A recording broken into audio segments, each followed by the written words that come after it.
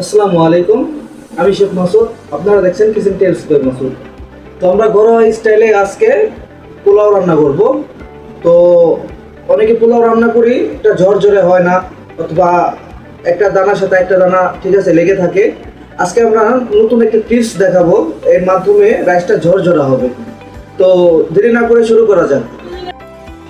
তো আমাদের পোলাও পাকানোর জন্য যা যা প্রয়োজন, এখানে আমি হাফ কেজি চাউল নিয়েছি, দুটা তেজপাতা নিয়েছি, চারটা এলাচ নিয়েছি, দারচিনি নিয়েছি তিনটা, আর লং নিয়েছি 4 পিস। তো শুরু করা যাক আমাদের রেসিপিটা। তো এখন আমরা পরিমাণ মতন এখানে তেল দিয়ে দিব।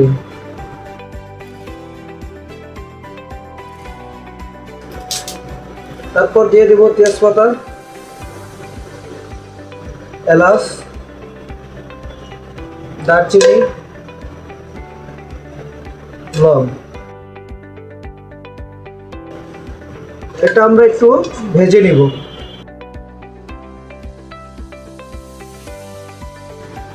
তো আমরা এটা একটু ভালো করে নেড়ে চেড়ে নিব, যাতে এটা ভালো করে ভাজা হয়ে যায়। তেলটা হিট এসে পড়েছে। তো এখন আমরা এখানে 50 গ্রামের মতো পেঁয়াজ কুচি দিয়ে দেব। পেঁয়াজ কুচিটা ভালো করে ভেজে নিতে হবে।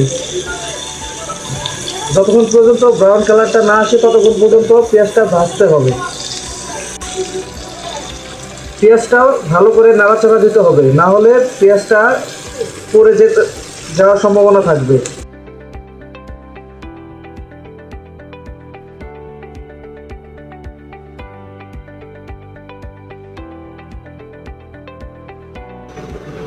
তো এখানে আমরা হাফ টেবিল চামচ পরিমাণ আদা রসুন পেস্ট দিয়ে দিব। তারপর একটু ভালো করে এটা নেড়ে চেড়ে নিব। এখানে আমরা পরিমাণ মতন এখন পানি দিয়ে দেব। এখন আমরা 1 টেবিল চামচ পরিমাণ গুঁড়া দুধ দিয়ে দিব। আপনারা যদি চান তাহলে লিকুইড দুধও ইউজ করতে পারেন। দুধটা দেওয়ার পরে একটু ভালো করে নাড়াচাড়া দিয়ে নিতে হবে, যাতে দুধটা ভালো করে পানির সাথে মিক্স হয়ে যায়। তো আমাদের পানিটা গরম হয়ে গেছে। এখন আমরা রাইসটা ঢেলে দেব।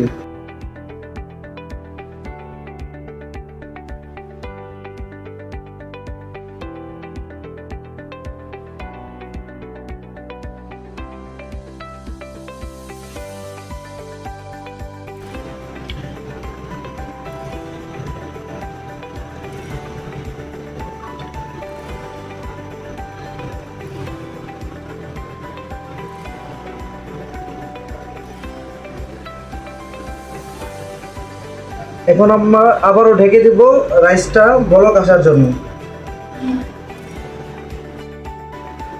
এখন আমরা রাইসের পরিমাণ হিসাবে স্বাদ অনুযায়ী লবণ দিয়ে দিব। তারপর আমরা একটু নেড়ে চেড়ে নিব, ঢাকনা দিয়ে ঢেকে দিব, এটা একটু বলক আসার জন্য।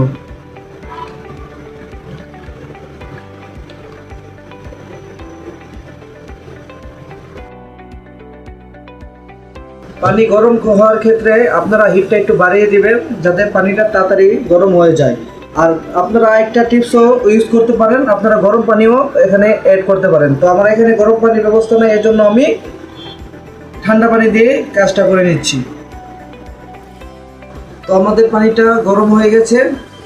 এখন আমরা রাইসটা ঢেলে দেব।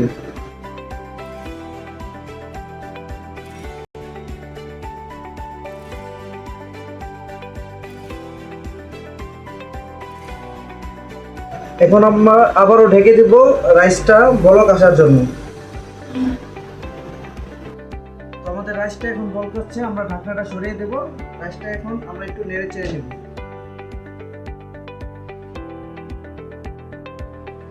এখন আমরা ঢাকনা দিয়ে ঢেকে দেব এখন, আর লো হিট দিয়ে কিছুক্ষণের জন্য রেখে দেব।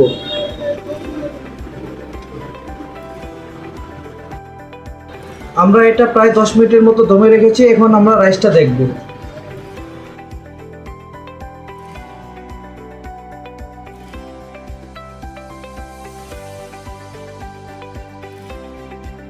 তো আমাদের রাইসটা সম্পূর্ণ হয়ে গেছে, দেখুন কত ঝরঝরা আমাদের এই রাইসটা, কত ঝরঝরা।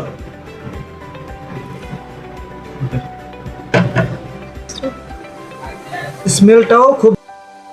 তো আপনারা বাসায় ইচ্ছা করলে আমাদের মতো টিপসটা ফলো করে বাসায় এরকম ঝরঝরে পোলাওটা তৈরি করতে পারবেন।